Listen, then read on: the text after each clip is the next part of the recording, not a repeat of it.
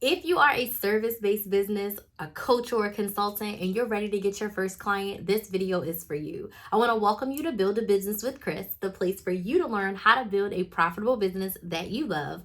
I'm your business coach, Chris the Maximizer. And as a coach, I want to share with you how to get your first client. As a service-based business owner, it's a little bit different to get your first client versus making your first sale of a physical product. So based on what I've learned over the past 5-6 years of serving clients and selling coaching packages, I want to share with you my top tips for helping you to get your first client. So let's dig right on in. My first tip for you is to get clear on your offer. Your offer needs to be rock solid. You need to get clear on what the transformation is. People don't necessarily care about all the features of your offers, like how many calls you have, portal, the curriculum, all the things that they get. They want to know about the transformation. Get clear on what the transformation is. What are they going to get by working with you? Are they going to leave with a better hairstyle? Are they going to leave with the knowledge that they need to improve their life if you're a life coach, improve their money situation if you're a money coach, improve their business if you're a business coach? What is the transformation of your offer? What's in it for them? And then yes, make sure your features are down pat. How many calls? How many times do we have to meet? Is there homework? What are the bonuses? Is it group? Is it one-on-one? Just be absolutely clear on what your offer is. And as a service-based business owner, coach, or consultant, make sure you're doing one offer to start. Because trying to open up a menu of 6 or 7 offers and you're trying to get your first client, it's overwhelming.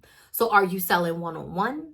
Are you selling a group program? What is your first offer? What is your first package? What's included in that package? What are people going to get? What's in it for them? So get crystal clear on what your offer is.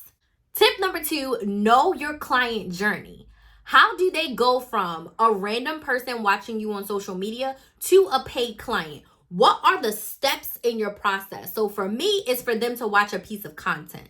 And then once they watch a piece of content, I want them to get on my email list because social media can be gone today or tomorrow. So my next step is for them to get on my email list. Once they're on my email list, I want them to have a DM conversation with me about working with me. And from there, they either purchase or they hop on a sales call with me on Zoom for us to have a deeper conversation about what it would look like to work together. So that is a customer journey to go from, hey, I'm someone following you on Instagram to I'm a paid client, let's work together. So decide what you want your customer journey to look like so that you know how to navigate those future clients through the process so that they can become a paid client. So know your customer journey. Third tip for you, create connection content. So when you are posting content on social media, this is not the time to be trendy. This is not the time to worry about going viral. This is not the time to use the most trendy music, dances, sounds that are out there. This is the time where you want to connect with your audience. That looks like the what and the why of your business, the what and the why of your offer, the what and the why of your industry. You need to connect with your audience so they can know you, like you, trust you, follow you, come into your world, and hop into your customer journey to be a paid client. You want to focus on connecting with your ideal client. What do they need to know before they work with you? That's the content you want to create. What do they need to know before they work with you? So for someone who wants to grow their business, they need to know all of the basics of business. You got to have your offer. You got to have your pricing. You got to have your business industry. You got to know kind of what social media platform you want to be on before you get to me. And when you get to me, I'm going to help you grow your business. And that's for my Side Hustle Society program. Now for my Brain to Business Bootcamp, you need to know kind of how to figure out what your business is going to be. You've got to decide if you actually want to start the business. So that's the type of content that people who don't have a business but want to start a business need to see versus people who already have a business but they need help putting the pieces together. So you've got to sit down and decide, if my offer is offering this, what do people need to know before in order to say, you know what, I need her to help me get to where I need to go. So again, make sure you're creating connection content. You're engaging and connecting with your audience to help them get prepared to buy your offer. Tip number 4, you have to make the offer. So once you've built your connection content, Now you have to let people know that you have a solution to their problem. You're going to start talking about your offer. You're going to start talking about the transformation, why it's helpful, how it helps them, and let them know this offer is for you if you want to be blatant about it and invite them to purchase, which is the next tip, ask for the sale. But you have to make the offer before you get the sale. If you're constantly talking about life coaching, but you never let people know, hey, this is my life coaching package. This is how it can help you. This is how much it costs. This is what it does. How can they buy from you?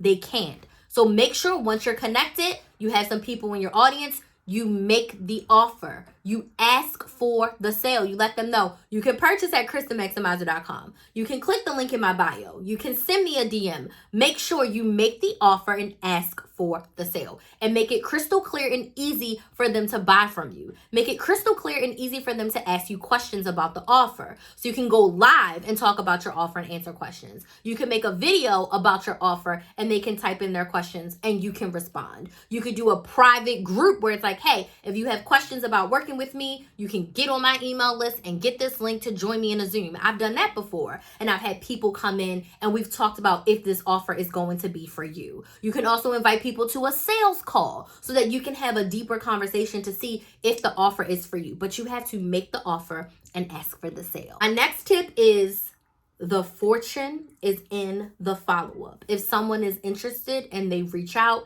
and at some point along the way, your conversation stops, follow up. People get busy. People forget to respond. Sometimes I typed out the message but didn't hit send. So make sure you follow up. I like to do 3 strikes and you're out. So we have our initial conversation, then I follow up 3 times. Once in a couple days, once in another week, once another week. After 2.5 weeks, if people do not respond, I'm not going to follow up with them anymore. They can come back to me. But it doesn't hurt you to follow up and say, hey, did you have any additional questions? Is there anything else I can support you with making this decision? Is there anything that was unclear to you? Payment plan options, whatever. Go and follow up. My typical follow-up is, hey, I'm just checking in to see if you had any other questions about us working together. Is there anything else I can share with you that you need to know about the offer? What's holding you back from making this decision? You told me that you were ready to sign up. I'm that direct, especially if someone says, oh my gosh, I'm going to sign up. I need this. Then I go back and say, hey, is there any other information that you need? Is there anything holding you back from signing up? If so, what? And if they say, you know what, right now I need to do it next time because life is busy, blah, blah, blah, cool. I put them on the list for the next time I'm going to sell this, and they'll be one of my first calls or DMs when I start selling this again. So make sure you follow up because the fortune is in the follow-up. Do not be afraid to follow up. Another tip I will give you when I'm having a DM conversation, if the person isn't already on my email list, I ask for their name, their email, and their phone number. So if I have to follow up with them outside of Instagram, cool. Because some people text and call back faster than they get to their Instagram DMs. So that's an insider tip. Get their email, get their phone number, and their name. Because sometimes everybody's Instagram doesn't have their name on it. So get that information so that you can follow up with them outside of social media as well. So these are my tips for helping you to get your first client as a coach, as a consultant, as a service-based business owner. Let me know what questions you have about getting your first client down in the comments. If you'd love to work with me on getting your first client and making your first 1,000, send me a DM over on TikTok or Instagram at Kristen Maximizer so we can chat about what it would look like for us to work together. If you're not subscribed, make sure you go ahead and subscribe. And I want to thank you all so much for watching, and I will see you in the next video.